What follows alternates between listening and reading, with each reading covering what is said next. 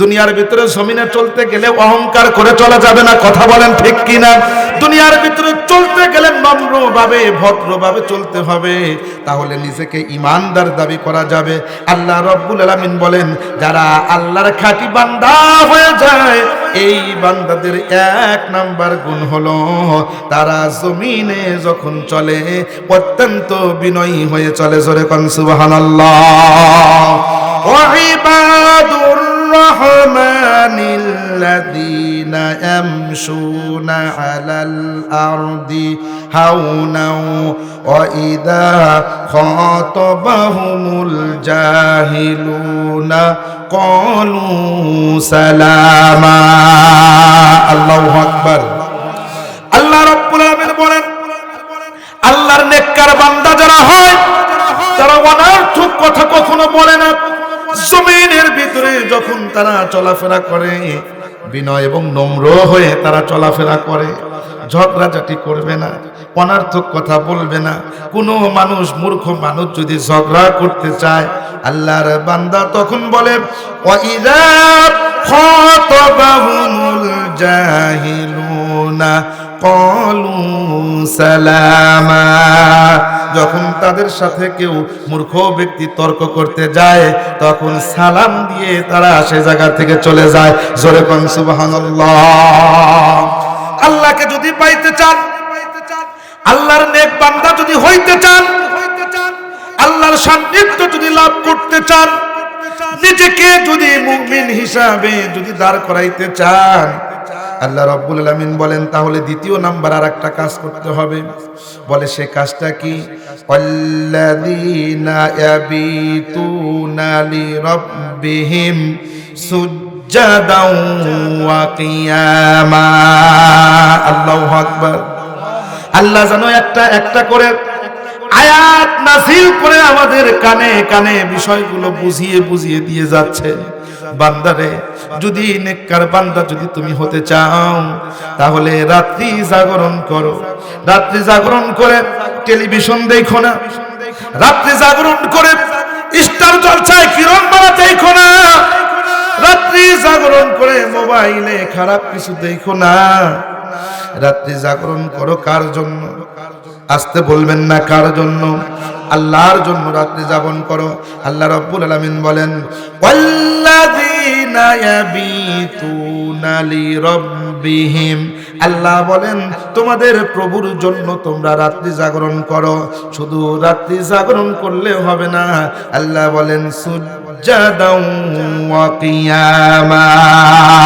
তোমরা সিজদা এবং কিয়াম করো, নামাজ আদায় করো। রাত্রিবেলা দাঁড়ায় দাঁড়ায় নামাজ আদায় করো এবং তোমরা সিজদা দিয়ে দিয়ে আল্লাহর কাছে চোখের পানি ফালায়া ফালায়া কান্দো। এইটা যদি করতে পারো তাহলে তুমি নেককার বান্দা হয়ে যাইবা। এই রাত্রিটা আমি আল্লাহ দিয়েছি। বিশ্ব নবী রাত্রি বেলায় এমন ভাবে নামাজ আদায় করতেন, দাঁড়ায়া দাঁড়ায়া নামাজ আদায় করতেন। নামাজ আদায় করতে করতে নবীজির পা মোবারক ফুলে যাইতো, এমন ভাবে ফুলে যাইতো রাসূল দাঁড়ায় থাকতে পারতেন না।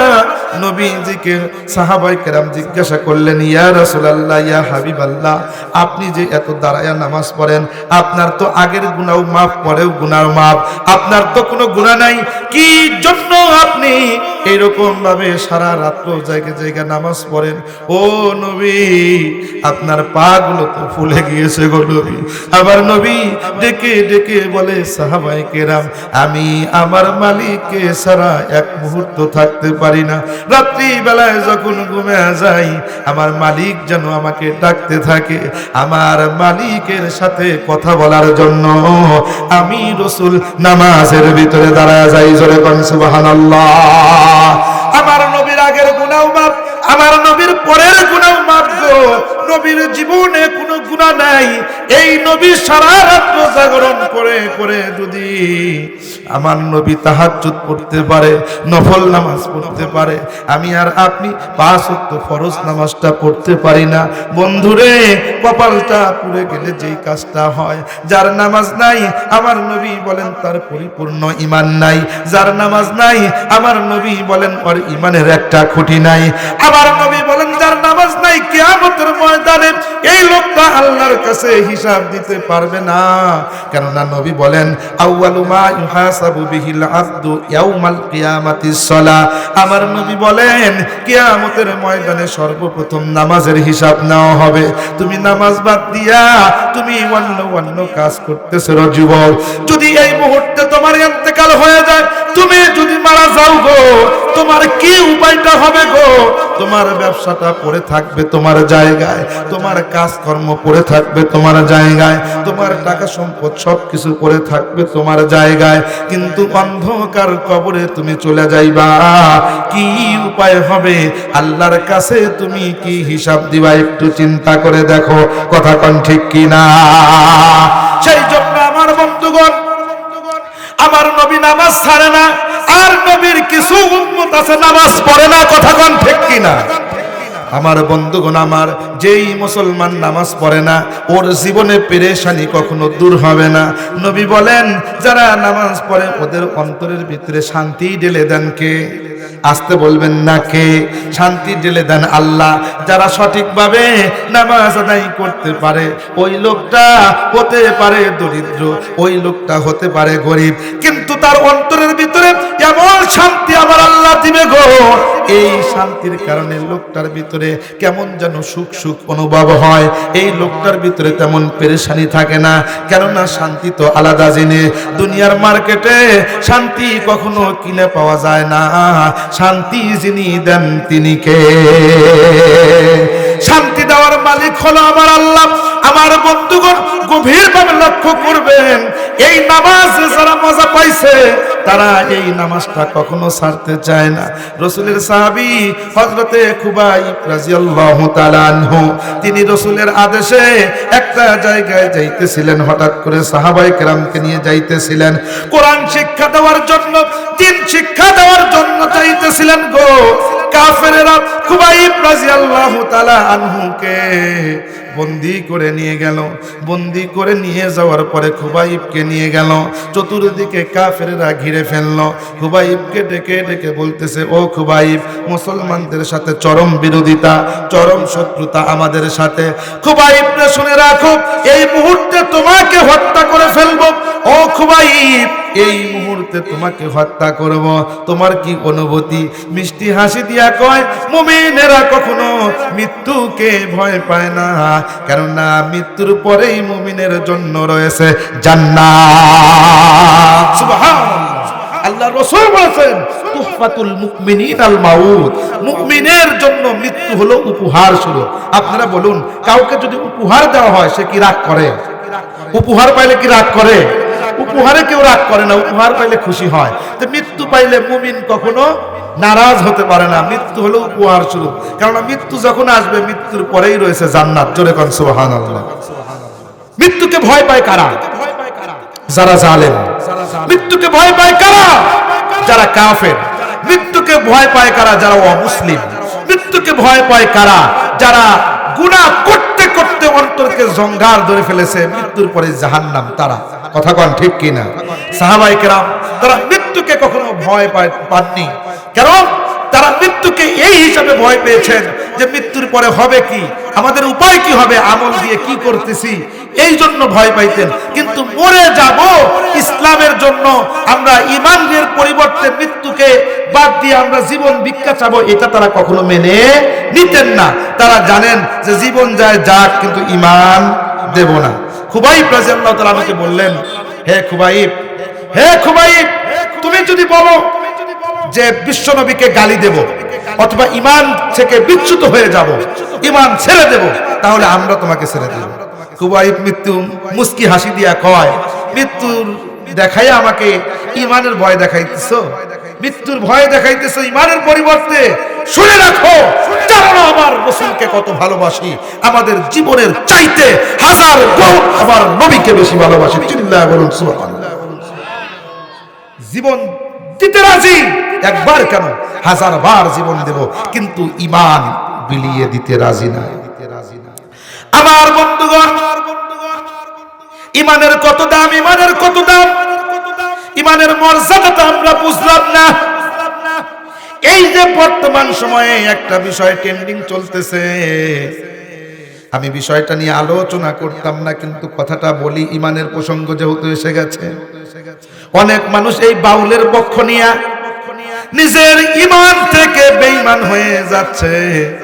কেননা বিষয়টা তো বাউল নিয়ে আমাদের কোনো কথা নাই, বাউল নিয়ে কোনো বিরোধিতা নাই। আমাদের কথাটা আসছে ইমান নিয়া, আমার কথাটা আসছে আমার আল্লাহর নিয়া। কথা কোন ঠিক কিনা? আবার সামনে যদি আল্লাহরে কেউ গালি দেয়, সে কি ঈমান থাকতে পারে? ঈমানদার থাকতে পারে? কথা বলেন। সে কখনো ঈমানদার থাকতে পারে না। যার সামনে গালি দিছে সে যদি চুপ থাকে, সেও ঈমানদার থাকতে পারে না। কেননা ঈমানদার কখনো তার সামনে আল্লাহকে যদি কেউ গালি দেয়, নবীকে যদি কেউ গালি দেয়, জীবনের মায়া করবে না। আমার আল্লাহর ভালোবাসায় ঈমানি শক্তি জাগ্রত হয়ে যায়। কথা কোন ঠিক কিনা? সুতরাং বাউল আমার আল্লাহর শানে যে কথাটা বলেছে, তীব্র প্রতিবাদ জানাই, ঘৃণা জানাই, চূড়ান্ত পর্যায়ের শাস্তি নিশ্চিত করতে হবে। কথা বলুন ঠিক কিনা? আপনি বলতে পারেন এখান থেকে আমরা কি করব? এইখান থেকে আপনার পরিচয় হচ্ছে আপনি কোন দলের, আল্লাহর দলে না শয়তানের দলে। আল্লাহরে গালি দিল যেই বেটা, আপনি তার পক্ষ নিয়ে কথা বললেন, আল্লাহর পক্ষ নিয়ে কথা বলেন না, আপনি কি মরবেন না? আপনি যখন ইন্তেকাল করবেন দেখা যাবে সেদিন বাউল বাসায় না আমার আল্লাহ বাসায়। কথা কোন ঠিক কিনা? আমার বন্ধুগণ, সেই জন্য বলতে চাই, আল্লাহর পক্ষ নিয়ে আমাদের চলতে হবে। বাউল বুঝি না, ফাউল বুঝি না, কোনো দল বুঝি না, কোনো মানুষ বুঝি না। আমার বাবাও যদি আল্লাহর বিপক্ষে যায়, আমি বাবার বিরুদ্ধে। কথা কয় না? আমার সন্তান যদি আমার আল্লাহর বিপক্ষে যদি চলে যায় গো, তাহলে আমার সন্তানের বিপক্ষে। কথা কোন ঠিক কিনা? আমার ভাই যদি আমার আল্লাহর বিরুদ্ধে যদি কথা বলে, তাহলে আমি আমার ভাইয়ের বিরুদ্ধে চলে যাব। আমার নবী ডেকে ডেকে বলতেছেন, হাদিসের ভিতরে স্পষ্ট করে শুনে রাখেন, ওয়ালা তাহিনু ওয়ালা তাহজানু ওয়া আনতুমুল আ'লাউনা ইন কুনতুম মুমিনিন। আল্লাহু আকবার। এইটা হলো কোরআনের আয়াত। এই আয়াতের ভিতরে আল্লাহ রাব্বুল আলামিন বলেছেন, তোমরা যদি পরিপূর্ণ ঈমানদার হও, তোমাদের কোনো ভয় নাই, তোমাদের কোনো টেনশন নাই, কোনো চিন্তা ভাবনা নাই, বিজয় দেব তোমাদের। সুবহানাল্লাহ বলেন। মুমিনেরই বিজয় হবে বলেছেন কে? আর একটু জোরে বলুন কে? মুমিনের বিজয় হবে বলেছেন আল্লাহ। কিন্তু মুমিন হইতে হলে কি আমাদের করতে হবে, কি করতে হবে? আল্লাহ রাসূল সাল্লাল্লাহু আলাইহি ওয়াসাল্লাম বলে দিলেন, মান আতা লিল্লাহ, যে আল্লাহর জন্য কাউকে কোনো কিছু দেয়, ওয়া মানা আলিল্লাহ, যে ব্যক্তি আল্লাহর জন্য কাউকে নিষেধ করে, ওয়া হাব্বা লিল্লাহ, কাউকে ভালোবাসে কার জন্য? আসতে বলবেন না, কার জন্য? আল্লাহর জন্য। কার সাথে শত্রুতা করে কার জন্য? আল্লাহর জন্য। আল্লাহর জন্য কোনো ব্যক্তি যদি কাউকে ভালোবাসে, আপনি নামাজ পড়েন যার কারণে আপনাকে আমি ভালোবাসি, আপনি আমার আল্লাহরে ভালোবাসেন গো, নবীরে ভালোবাসেন, নামাজ পড়েন, আপনারে ভালোবাসি। বন্ধুরে, সেই যে কত রাষ্ট্রের ভিতরে মুসলমান নির্যাতিত হয়, আমরা এই জায়গা থেকে প্রতিবাদ জানাই। কারণ কি? মুসলমান আমার আল্লাহকে বিশ্বাস করে। ওই মুসলমানের সাথে আমার কোনো সম্পর্ক নাই, মুসলমানকে আমি চিনি না, কিন্তু সে আমার আল্লাহরে রব বলে স্বীকার করে, আমার আল্লাহরে মালিক বলে ডাক দেয়। যার কারণে নবী বলেন, আল মুসলিমু আখুল মুসলিম, মুসলমান মুসলমান ভাই ভাই। যার কারণে আমাদের কোনো ভেদাভেদ নাই। বিশ্বের যে প্রান্তে থাকুক না কেন, তার জন্য ভালোবাসা আমার এসে যায়। ও বন্ধুগণ আমার, কিন্তু বলতে চাই, এই যে বাউল আবুল সরকারকে গালি দিলাম, আবুল সরকারের বিরুদ্ধে বললাম গো, বাস্তবে আমি জীবনে আবুল সরকারকে কখনো দেখি নাই, বাস্তবে তার সাথে আমার কোনো কথাও হয় নাই, বাস্তবে আমার সাথে জমিনিয়া কোনো বিরুদ্ধ হয় নাই, বাস্তবে আবুল সরকার আমার কোনো টাকা পয়সাও মাইরা খায় নাই। তারপরে আবুল সরকারের বিরুদ্ধে কেন গেলাম গো? আপনাদের কাছ কাছে কি জন্য বলতেছি, এই কথাটা বোঝানোর জন্য আমি বলি গো বন্ধু, আবুল সরকারের সাথে কোনো বিরোধিতা, কোনো লেনদেন আমার নাই। এরপরেও বিরোধিতে গেলাম কেন? আবুল সরকার আমার আল্লাহরে গালি দিয়েছে, আল্লাহরে গালি দেওয়ার কারণে আবুল সরকার আমার শত্রু হয়ে গেছে। কথা কোন ঠিক কিনা? শুধু আবুল সরকার নয়, আবুল সরকারের মতো যত ধরনের মানুষ হোক না কেন, যত বড় প্রেসিডেন্ট হোক না কেন, যত নিকটবর্তী আত্মীয় হোক না কেন, যত কাছের মানুষ হোক না কেন, আমার বাবাও হতে পারে, দাদাও হতে পারে, নানাও হতে পারে, যেই হোক না কেন, আমার আল্লাহর বিরুদ্ধে বললে ওই লোকটা আমার শত্রু হয়ে যায়। আল্লাহর রাসূল বলেন, যে ব্যক্তি আল্লাহর জন্য কাউকে ভালোবাসে আর আল্লাহর জন্য কারোর সাথে শত্রুতা পোষণ করে, ফাকাদ ইসতাকমালা ঈমানাহু, ওই ব্যক্তি নিজের ঈমানকে যেন পরিপূর্ণ করলো। জোরে কোন সুবহানাল্লাহ। ওই ব্যক্তি যেন নিজের ঈমানকে পরিপূর্ণ করে ফেললো। কেন? বলে যে ব্যক্তি আল্লাহর জন্য কাউকে মহাব্বত করলো, আল্লাহর জন্য কারোর সাথে শত্রুতা পোষণ করলো, আল্লাহর জন্য, ব্যক্তি স্বাধীনতার জন্য না, ব্যক্তি স্বার্থের জন্য না, ওই ব্যক্তি যেন ঈমানকে পরিপূর্ণ করলো। এই ঈমানকে যে ব্যক্তি পরিপূর্ণ করে, আল্লাহ বলে ওয়ালা তাহিনু ওয়ালা তাহজানু ওয়া আনতুমুল আলাউনা ইন কুনতুম মুমিনিন। যদি তোমরা ঈমানকে পরিপূর্ণ করতে পারো, তোমাদের দুনিয়ায় ভয় নাই, আখিরাতেও ভয় নাই। চক্ষু বন্ধ করতে দেরি, জান্নাত পাইতে এক মুহূর্ত দেরি হবে না। জোরে কোন সুবহানাল্লাহ। সম্মানিত হাজিরিন, ঈমানের দাম। সুতরাং পক্ষ নিয়েও মানুষ ঈমানদার, বেঈমান আবার তার বিরুদ্ধে আচরণ করে ঈমানদার। কথা কোন ঠিক কি না? সেই জন্য কার পক্ষ নিতেছেন একটু চিন্তা করে দেখবেন, আর কার বিরুদ্ধে আচরণ করতেছেন চিন্তা করে দেখবেন। রাসূল বলেছেন, শেষ জামানায় মানুষের এমন অবস্থা হবে, সকালে ঈমানদার, বিকালে বেঈমান। কথা কোন? সকালে ঈমানদার, বিকালে বেঈমান, বিকালে ঈমানদার, সকালে বেঈমান। এমন অবস্থা হয়ে যাবে, হাতের ভিতরে আগুনের ফুলকা আঙ্গার রাখা সহজ হবে, কিন্তু ঈমান রাখা এত সহজ হবে না, এত সহজ হবে না। কেননা ঠুনকো বিষয় নিয়ে ঈমানকে সে নষ্ট করে ফেলবে। ও বন্ধু, ঈমানের তাগাদা নিয়ে যদি আমি আপনি চলতে পারি, তাহলে দুনিয়ার ভিতরে কেউ আপনাকে পরাজিত করতে পারবে না। আল্লাহ বলেন, যারা ঈমানদার হবে তাদের দ্বিতীয় নাম্বার গুণ হলো রাত্রিবেলায় নামাজের ভিতরে তারা কান্না করবে। জোরে কোন সুবহানাল্লাহ। আমার বন্ধুগণ, আল্লাহ রাব্বুল আলামিন বলেন, والذين يبيتون لربهم سجدا وقياما। আল্লাহু আকবার। আল্লাহ রাব্বুল আলামিন বলেন, যারা রাত্রি বেলায় আমি আল্লাহর কাছে নামাজে কান্নাকাটি করে, সিজদায় কান্নাকাটি করে, আমি আল্লাহ একদম কাছে চলে আসি। মারহাবা কর।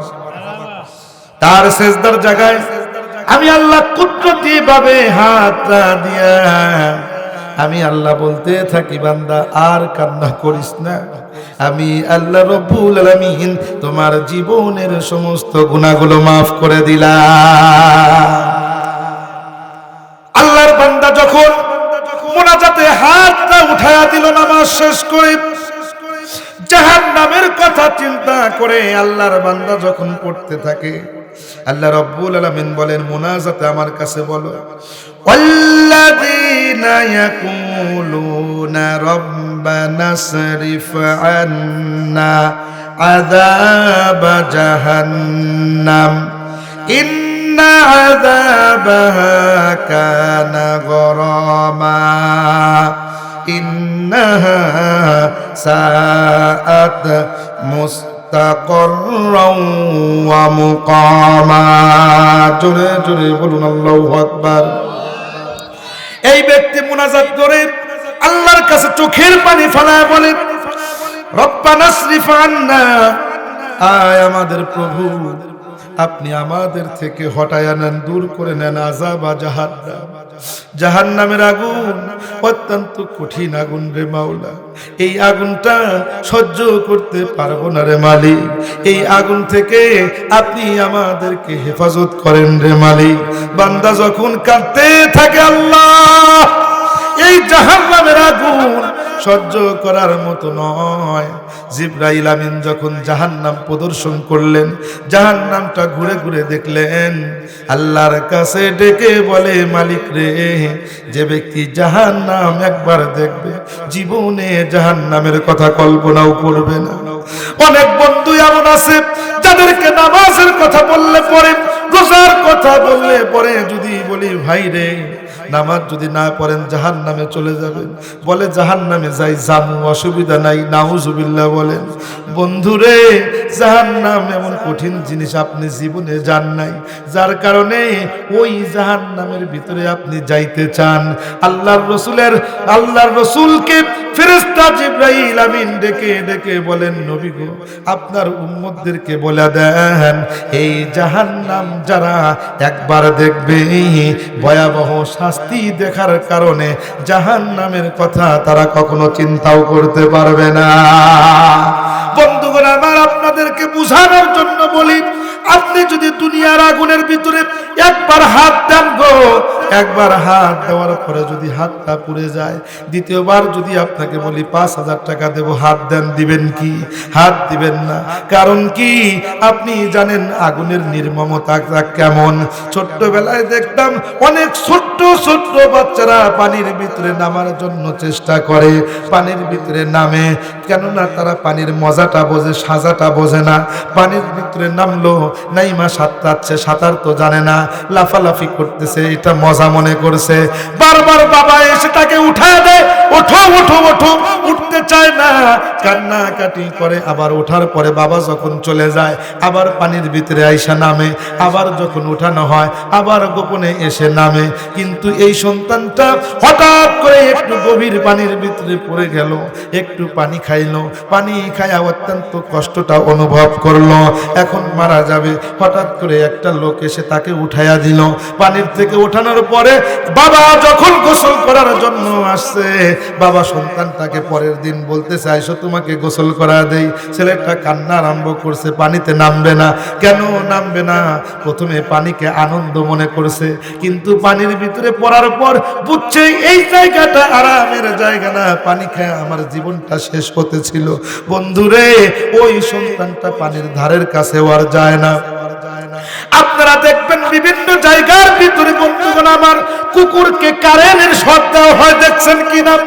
এই যে কুকুর, বিভিন্ন জায়গায় কুকুর আসে, কুকুরকে একবার তাড়ায় দেয়, আবার চলে আসে, আবার তাড়ায় দেয়, আবার আসে। কিন্তু বাড়িওয়ালা করলো কি, এই যে কুকুরের জন্য টিনের উপরে কিছু খাবার দিয়া কারেন্টের একটু শর্টের ব্যবস্থা করে দিল। কুকুরটা সেই জায়গায় যখন আসলো, সুইচ দিয়ে দিল। কারেন্টটা যখন শুরু হইলো, ওই কুকুরটা চিৎকার মেরে মেরে দৌড় দিল। আর কখনো ওই এরিয়ার ভিতরে কুকুর আসে না। কারণ কি? কুকুর বুঝতে পেরেছে এই জায়গাটা ভালো না, শাস্তির জায়গা, কষ্টের জায়গা। আল্লাহর রাসূলকে জিবরাইল বলেন, ও নবী গো, এই জাহান্নামের আওয়াজ যদি কোনো ব্যক্তি শুনতো গো, ওই ব্যক্তিটা কখনো জাহান্নামে আসার কথা কল্পনাও করতো না। বন্ধুরে, এই জাহান্নাম আমাদেরকে ডাকে, এই মৃত্যু আমাদেরকে ডাকতেছে প্রত্যেক দিন এসে 5 বার করে করে। আল্লাহর নিকট সৃষ্টি আমি, মউত আমার নাম, ববের লীলা সাঙ্গ করাই হইল আমার কাম। মা বাপকে হরণ করে ইতিম করি সাও, আওলাদকে হরণ করে কাদাই বাপ মাও, ভাইকে নিয়ে কাদাই বোন, বোনকে নিয়ে ভাই, আমার বিকট সবল হতে রক্ষা কারো নাই। স্বামীকে নিয়ে কাদাই বিবি, বিবিকে নিয়ে স্বামী, সময় হলে তোমার নিকট হাজির হব আমি। মৃত্যু বলতে থাকে, মৃত্যু আমাদের সামনে এসে রয়েছে, জাহান্নাম আমাদের সামনে আছে, কবরের আযাব আমাদের সামনে আছে, এরপরেও আমাদের হুঁশটা হচ্ছে না। বন্ধুরে, আল্লাহ রাব্বুল আলামিন ডেকে ডেকে বলেন, যারা নামাজের পরে দোয়া করবে, ইয়াকুলুনা রাব্বানা সরিফ আন্না আযাবা জাহান্নাম, যারা জাহান্নামের আযাব থেকে মুক্তি চাইবে, আমার আল্লাহ রাব্বুল আলামিন বলেন, আমি আল্লাহ তাদেরকে জাহান্নামের আযাব থেকে মুক্তি দান করব। জোরে কোন সুবহানাল্লাহ। মা খাদিজাতুল কুবরা অত্যন্ত সুন্দর করে কবরের মুরাকাবা করে। কবরের মুরাকাবা করার পরে তিনি বেহুশ হয়ে গিয়েছেন। ফাতেমা রাদিয়াল্লাহু তাআলা আনহা বাবার কাছে চলে আসছে, বাবা গো, মা বাড়িতে বেহুশ হয়ে গেছে, তাড়াতাড়ি বাসায় চলে আসেন। আমার নবী দৌড়ে চলে গেলেন, যা দেখছেন খাদিজা বেহুশ হয়ে গেছে। মাথায় পানি দিলেন, চোখে পানি দেওয়ার পরে যখন জ্ঞানটা ফিরে আসলো, নবী ডাক দেয়, কয় খাদিজা, কেন তুমি অচেতন হয়ে গেছো? খাদিজা চিন্তা করে, হায় রে, ডেকে বলছে, ইয়া রাসূলুল্লাহ, ইয়া হাবিবাল্লাহ, কবরের চিন্তা করে করে আমি অজ্ঞান হয়ে গেছি, না জানি ওই কবরের ভিতরে আমার কি অবস্থাটা হবে। কবরের ভিতরে আপনি থাকবেন না গো নবী, আমার কোনো সন্তান থাকবে না, ওই কবরের ভিতরে কেউ আমাকে জিজ্ঞাসাও করতে আসবে না, উপকার করতে আসবে না গো নবী। ওই কবরে কেমন করে থাকবো সেই চিন্তা করে আমি কান্দি। আমার নবী ডেকে বলে, খাদিজা, দুনিয়ার ভিতরে থেকে যদি আমার আল্লাহকে তুমি খুশি করতে পারো, আমার আল্লাহ রব্বুল আলামিন কবর তোমার জন্য জান্নাত বানায়া দিবেন। জোরে কোন সুবহানাল্লাহ। কবর জান্নাত হওয়ার জন্য আল্লাহর কাছে দুনিয়ায় কাজ করতে হবে, আল্লাহকে রাজি করতে হবে। খাদিজা এমন ভাবে রাজি করছে বন্ধু, আমার আল্লাহ এত খুশি হয়ে গেছে, আমার খাদিজাকে আমার আল্লাহ রব্বুল আলামিন নিজে স্বয়ং সালাম দিয়েছেন। জোরে কোন সুবহানাল্লাহ। আমার নবী যখন খাদিজার কবরের পাশে যখন দাঁড়ায়া রয়েছেন, খাদিজাকে তালকিন দিবেন, আমার নবী দেখতেছেন খাদিজার মুখটা কেমন যেন আকাশের দিকে উঠে গেছে। কবরের ভিতর থেকে মুখটা আকাশের দিকে কেন? নবী ডাক দিয়ে বলতেছেন, আল্লাহ, আমার খাদিজার মুখটা পশ্চিম দিক থেকে রাখছিলাম, সেখান থেকে কিভাবে আমার খাদিজার মুখটা উপর দিকে উঠে গেল? আল্লাহ রব্বুল আলামিন জানায়া দেয়, আমার খাদিজা এত মহাব্বত আপনাকে করেছে, আমি আল্লাহকে এত মহাব্বত করেছে, খাঁটি দিলে স্বামীকে ভালোবেসেছে, নবীকে ভালোবেসেছে। সর্বপ্রথম আপনার জন্য খাদিজা অনেক কুরবানি করেছে। খাদিজা আপনার মুজিজা দেখে আপনার প্রেমে পাগল হয়ে আপনি নবী হওয়ার কারণে আপনার কাছে আপনাকে বিবাহের প্রস্তাব দিয়েছে। আপনি যখন ব্যবসার জন্য গিয়েছিলেন, মেঘমালা আপনাকে ছায়া দিয়েছিল। আপনি যখন ব্যবসার জন্য গিয়েছিলেন, পাখিরা আপনাকে সম্মান করেছিল, পাখি আপনাকে ভবিষ্যৎবাণী করেছিল। খাদিজা এইগুলা দেখে আপনার কাছে বিবাহ বন্ধন আবদ্ধ হয়েছে। সমস্ত সম্পত্তি গুলো আপনার জন্য আল্লাহর রাস্তায় দান করে দিয়েছে, আপনাকে সবকিছু দিয়ে দিয়েছে। এমনকি আপনি যখন দিনের কাজের জন্য বের হন, খাদিজা কখনো বিছানার সাথে পিঠ লাগায়া ঘুমায় না। আমার নবী একটা ডাক দেয়, সঙ্গে সঙ্গে দরজাটা খুলে যায়। নবী আবার ডেকে ডেকে বলে, খাদিজা, আপনি কি ঘুমান না? খাদিজা ডাক দিয়ে বলে, নবী গো, আপনি দিনের কাজ করার জন্য যান গো নবী। কোন সময় না জানি কাফেররা আপনাকে কষ্ট দেয়, কোন সময় না জানি কাফেররা আপনাকে তাড়া করে, আপনি দৌড়ে এসে আমার দরজার সামনে খাদিজা খাদিজা বলে ডাকবেন। আমি খাদিজার যদি উঠতে দেরি হয়, আপনার শানে বেদবি হয়ে যাবে, আমার আল্লাহ নারাজ হয়ে যাবে। আল্লাহকে নারাজ করতে চাই না, আমার আল্লাহকে খুশি করতে চাই। এই জন্য নবী গো, আপনি যখন বাহিরে থাকেন, আমি খাদিজা পিঠ লাগায়া ঘুমাই না, কপাটের সাথে দাঁড়ায়া দাঁড়ায়া আমি খাদিজা